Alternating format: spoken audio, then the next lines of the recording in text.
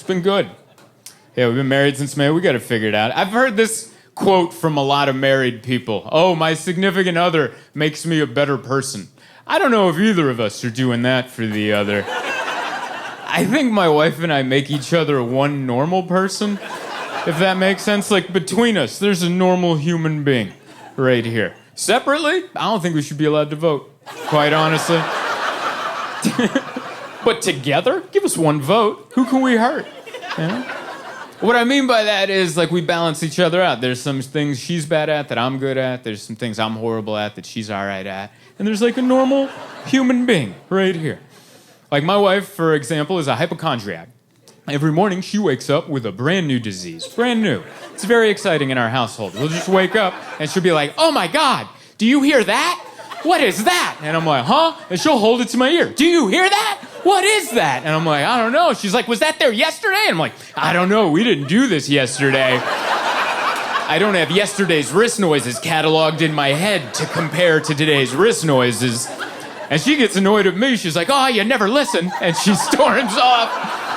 And then after like 2 hours of Googling, she comes back. She's like, yeah, it's wrist cancer. And I was like, that's the most common form. So I get that. It's been really going around this year. So that's who my wife is. My wife's a bit of a hypochondriac. And me, I've had a pain in my left testicle for 6 years. And I've just been riding that out. You see what I mean? There's like a normal human being right here. Between this, there's a normal person right here. She's over here going, oh my God. And I'm over here like, yeah. Everything's fine. That's fine. Just a little bit of humidity today. That's all that is. A little too much humidity. Don't worry, I will explain the testicle. I wasn't just going to put that out there for you guys. Here's why I never got it checked out. I have a 7-day rule. If something hurts on my body, I give it a week. If it still hurts after a week, then I go get it checked out. The problem with this testicle pain is it would last like a day or two, then stop, and then come back a week later, but I'd start my clock over again. And I just realized this year, I've been doing that since 2018. And I told my wife in February about this, and she goes, oh my God, you're getting that checked out immediately. So I tried. I tried to get health insurance in February. And yeah, did you know you can't? Did you know it's unavailable in February? I had no idea. I called like an idiot. I was like, one health insurance, please. And there's a lady on the other end like, what? You missed it. And I was like, the health insurance? She's like, yeah, it's over. And I'm like, why'd you even answer the phone? Like, shouldn't this be a recording? Why are you making me feel worse about this? And she's like, yeah, you didn't see the commercials? It's open enrollment. Open enrollment is from Thanksgiving till the end of January. You missed it. Didn't you see the commercials? And I'm like, yeah, I saw the commercials, but I didn't know there was a hard end to the open enrollment. I thought it was an advertisement. You know, because you know who else has open enrollment specials in the beginning of every new year? Gyms. Every gym in the country around the beginning of the new year is like, hey, $10 a month, get your big asses in here. You can hop on the elliptical. That doesn't mean you can't sign up in February. It just means it's going to cost a little more. And she's like, yeah, well, we meant it. I was like, all right, so what do we do now? She's like, I don't know, call back in November. And I'm like, but my testicle hurts now. And she goes, you don't get it. I'm like, I don't think you get it. I got a dull toothache in my left nut. We got to figure this out. And she goes, you don't get it. And I'm like, you know what? I guess I don't get it. I don't get it. Why? Why are we treating health insurance like a pumpkin spice latte? Make it year-round. Yeah. Listen. I thought it was a solid point, too. But it didn't help. And I got off the phone and I had to tell Emma, I was like, they're not going to help me. And she just goes, oh, my God. What if they have to cut it off? And I was like, why would that be the first thing you say? Why would you even put that in the air when you know I can't make an appointment for 9 more months? Why would you even put that germ of an idea in the atmosphere? And she's like, I don't know. What if? And I'm like, I don't know. What if? And she's like, do they put like a fake one in there? And I'm like, I don't know. I hope they would do that. I hope they wouldn't just let me leave with half a grocery bag. That'd be messed up. I'm pretty sure I'd speak up. I'd be like, come on, man. Just throw a couple quarters in there. Help me out. Don't let me live the rest of my life slightly off balance. Figure this out. And I remember she had a moment. She's like, you know what? I don't care if you have health insurance or not. You're getting this checked out, and you're just going to pay for it out of pocket like an American. And she said it like that because she's from Canada. She's trying to rub it in a little. I'm like, well, what if it's really expensive? And she goes, then you're going to go into debt like an American. So she found me a urologist in Brooklyn, and I'm not making this up for the sake of comedy, but my urologist's name was Dr. Zoltan. And you should have seen the look on my wife's face when she showed me the confirmation email. She's like, and I was like, what have you done? She's like, isn't this great? I'm like, not really.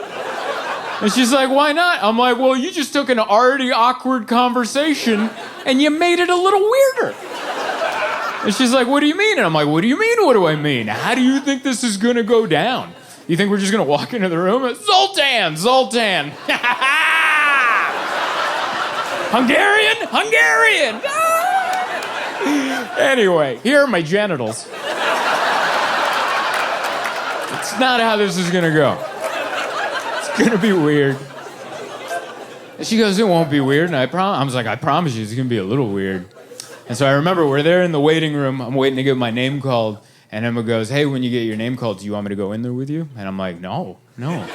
Sit out here and wait for me. And she goes, why? Why don't you want me to go in there? And I was like, what? Because it's weird. She goes, no, it's not. You came in with me for my wrist thing. And I was like, yeah, your pants stayed on for the wrist thing. And she goes, so? Why can't I go in there? Don't be immature. I'm like, because it's weird. It's going to make me feel like a little boy going in there with my mother, who's going to stand off to the side and during the exam go, don't forget to tell him about your testicles, sweetheart. And I'm just going to be able to like, thanks, Mom. I didn't forget why we came. And she's like, I would never do that. And she brought up a good point. She goes, you actually need me in there. Because you don't have a great memory. You're going to forget what that guy says, and I'm going to be a second pair of ears in there. And I'll be like, that's actually a good point. All right, you can come in, but don't say anything. She goes, I don't say anything. I'm just going to be their ears. I was like, all right, cool. So we're in there. We're waiting for Dr. Zoltan. He eventually comes in. We have our Zoltan, Spider-Man pointing at Spider-Man moment, you know? And I'm just Hungarian. And he's very nice. He's like, welcome to New York. Hope you're enjoying the city. He's making small talk. He's like, what do you do for a living? I'm like, oh, I'm a comedian. And his eyes lit up a little bit. He's like, whoa, like a stand-up comedian? I'm like, yeah. He's like, that's what you do for a living? I'm like, uh-huh. He's like, that is so cool. And I'm like, you're a doctor. Like, you're doing way good. Like, you're doing amazing. And then, I'm not making this up either, he proceeds to pitch me a TV show idea. Right then and there, he's like, I got an idea for a TV show. And I'm like, what? Yeah, this later. Right now, this. And his idea wasn't bad. It wasn't a bad idea. He's like, wouldn't it be cool if there's a show where you could hear the inner monologues of doctors and patients and then hear what they're actually saying to each other? I'm like, that's funny. I'd watch that. And he's like, right? And I'm like, hell yeah. He's like, right? And I'm like, yeah. And I could tell he wanted something more out of me, so I had to break it to him. I'm like, I'm sorry, Dr. Zoltan, I'm not famous enough to help you with this idea. And I could tell it bummed him out a little bit. He was like, oh, yeah. All right. That's fine. Go ahead and take your pants off. And that was so weird. I've never taken my pants off after disappointing somebody. Like, that's never been the order of events. I've never had someone go, and I'm like, well?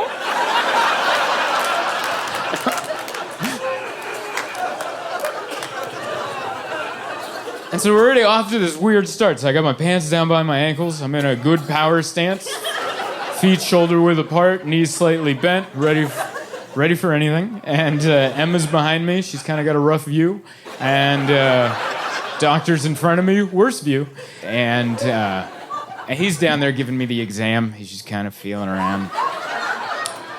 He's not milking me, but this is what he was doing. And he's saying all these doctor words that don't mean anything to me. He's just down there muttering. He's like, oh yeah, mm-hmm.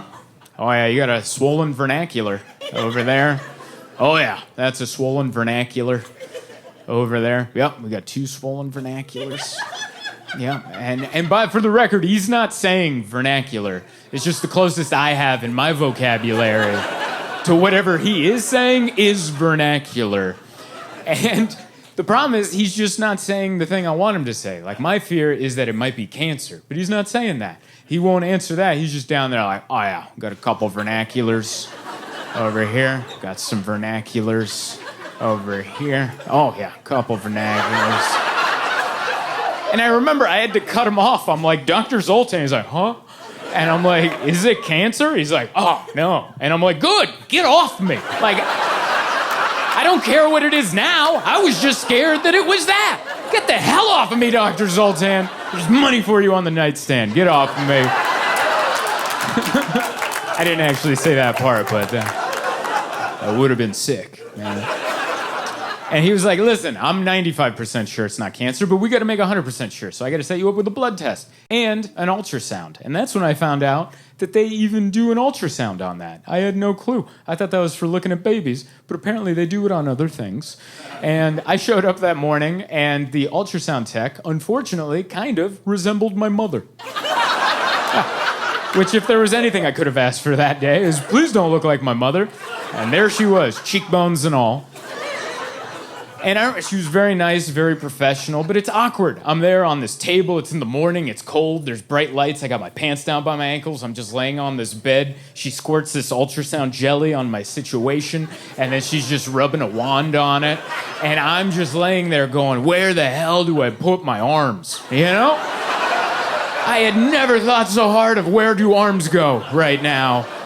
Because you can't be too relaxed, right? You can't just be like... Like, that's uncomfortable for everybody. You can't just be too... And you also can't go behind the head. You can't just... Woo! Definitely can't do that. So I went with, like, a dead cockroach approach. I just...